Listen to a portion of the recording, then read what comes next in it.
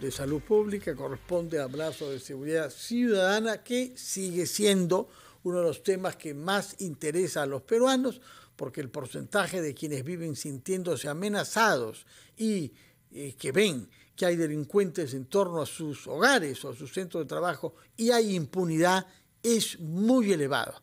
Cuando pase la crisis en la que estamos ahora, seguramente reaparecerá este tema como el más grave de nuestra agenda. Hemos invitado para eso a un especialista de seguridad ciudadana, ha sido viceministro en el Interior, el señor Nicolás Ceballos. Señor Ceballos, muy buenos días. Muy buenos días, Fernando.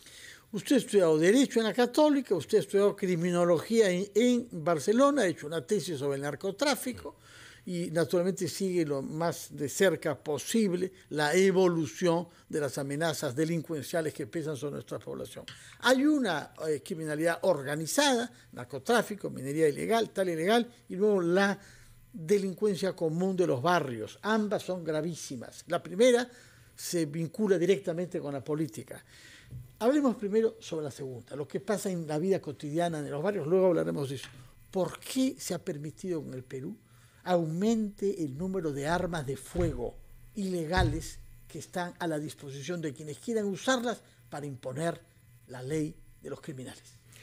Mira, lamentablemente hay una enorme permeabilidad de los lugares donde existen armas, no solamente ilegales, sino también legales. Es muy conocido, por ejemplo, que hay muchas empresas de seguridad privada informales cuyas armerías son muy poco vigiladas, muy poco controladas, y ese armamento es el que termina siendo puesto a disposición de los usos criminales. Eso es un tema importantísimo que está en manos de SUCAME, que hacer una labor de fiscalización y seguimiento para poder evitar que las armas se utilicen para actividades criminales. Entonces, es interesante porque si bien hay una discusión sobre que las armas son evidentemente ilegales, muchas lamentablemente provienen de lugares de informalidad y de también a veces legalidad. Eso es un punto que también se tiene que mirar en esta discusión. ¿Por qué las tres ciudades donde hay más armas que circulan en manos de criminales son de la costa norte y central, es decir, Piura, La Libertad y Lima? Bueno, efectivamente hablamos de las ciudades más pobladas de Lima, del país, hablamos de lugares muy urbanizados y hablamos de lugares donde también hay mucha presencia, no solamente de operadores criminales, sino también de oportunidad delictiva. Es un tema que puede ser un poco llamativo en estas discusiones, pero al ser lugares donde hay mucho comercio, mucha actividad económica, son también lugares específicos para que los criminales encuentren víctimas, ¿no? Entonces, es un tema importante que mirar también porque nos obliga a quienes pensamos en las políticas de seguridad en reforzar las medidas de vigilancia, seguimiento, acercamiento a lugares donde hay mucha presencia de actividad económica para protegerla efectivamente, ¿no? Ahora, pasemos a hablar entonces sobre la gran criminalidad organizada en torno a tres actividades ilegales que significan presupuestos y volúmenes de negocios muy considerables. Estamos hablando de miles de millones de dólares en cada una de ellas. Por una parte el narcotráfico, por otra parte la minería ilegal y por otra parte la tala ilegal. Sobre minería ilegal quisiera recordar el incidente que hubo en junio en Acarí, Carabelí, en donde hubo ¿cuántos muertos? 13 muertos con armas de guerra y no se habló más. No sabemos si hay detenidos, no sabemos si se han hecho investigaciones. ¿Qué pasa? ¿Por qué este tabú, este silencio en torno a actividades de esa gravedad?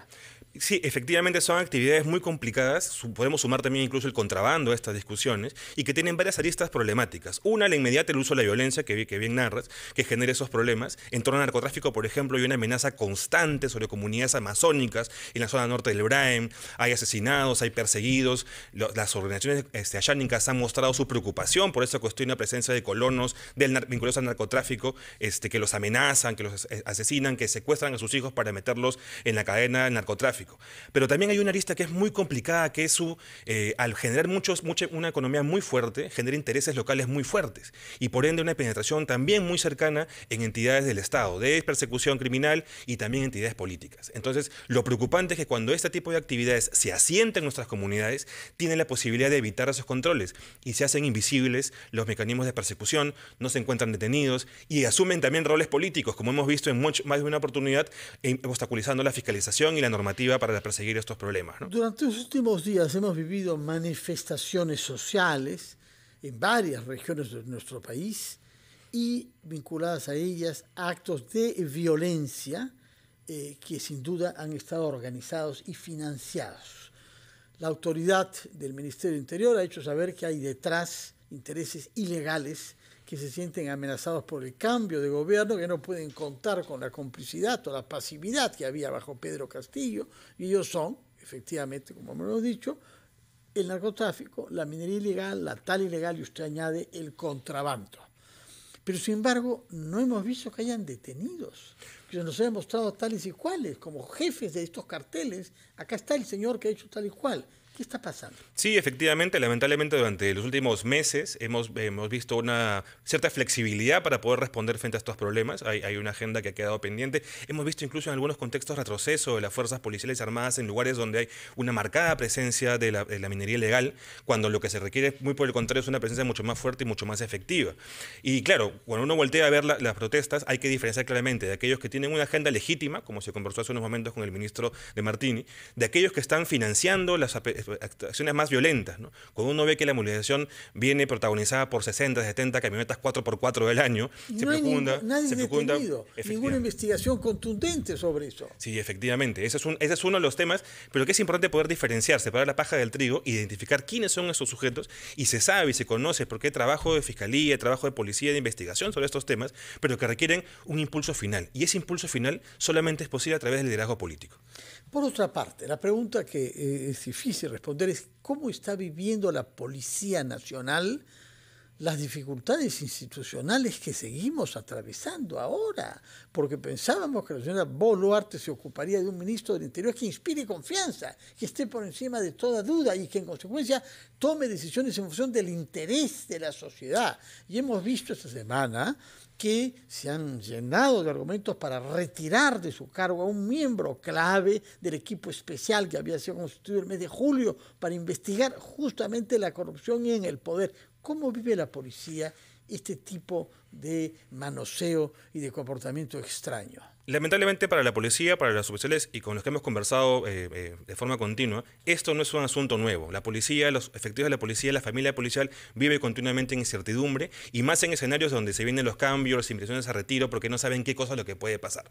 Muchos han hecho una carrera preocupados por acumular el puntaje suficiente para poder ascender, para poder mantenerse. No obstante, a veces ocurre que al último momento cambian las reglas y no tienen la suerte que corresponde. O ocurren casos como los que ya hemos conocido, que terminan decidiéndose por debajo de la mesa en Palacio de Gobierno, mediante coimas, según se expresa la Fiscalía, un cambio radical. Entonces, eso es un asunto que merma la moral policial de manera sostenida, ¿no? Sí, es sumamente grave, sí. Se dice en los últimos tiempos que la minería ilegal mueve más dinero ahora en el Perú que el narcotráfico. ¿Qué fuentes hay para conocer eso? Sí, efectivamente, los reportes de la UIF ayudan a entender que hay una Unidad de Inteligencia Financiera. Efectivamente, ayudan a entender que hay una movilización mucho más grande de recursos de minería ilegal. Ha superado al narcotráfico los movimientos detectados y reportados. ¿A qué volumen por año? Eso acá se ha duplicado, incluso si mal no recuerdo los datos vinculados al narcotráfico. No obstante ello, hay que tener en cuenta... Duplicado la minería. O sea, ¿cuántos miles de millones de dólares? No tengo el dato exactamente, pero en el narcotráfico hablamos de 3.000 millones aproximadamente al año. Es un dato podría importante. Ser 6.000 millones. Podría ser un dato semejante, ilegal, efectivamente. Ya. Pero ¿son datos de la UIF, son certeros? Son datos importantes porque son datos que responden a operaciones concretas. Ese dato es realmente relevante porque ya es un dato bancario, una transacción bancaria que está asociada a una actividad ilegal. Sin embargo, mucho de ese dinero, y esto es importantísimo, no requiere pasar por el banco, porque se usa de forma directa. Entonces, hay otro dinero que no estamos detectando que genera economías como la que estamos discutiendo en torno al financiamiento de actividades violentas en torno a estas manifestaciones, ¿no? Y delegitimando algunas demandas que pueden ser legítimas, ¿no? Señor Ceballos, muchas gracias por estar acá. Que tenga usted felices fiestas y un buen año 2023 y contaremos con usted para tener opiniones rigurosas y no sesgadas sobre la realidad de la delincuencia y las amenazas a la seguridad pública en nuestro país. Muy buenos días y feliz año 2023. Igualmente, muy feliz año. Ha sido Nicolás Ceballos, ex viceministro del Interior, uno de los pocos criminólogos graduados en esta disciplina que no existe propiamente en el Perú, ¿no? La criminología, y que es profesor además en la Escuela de Altos Estudios de la Policía Nacional. Hasta aquí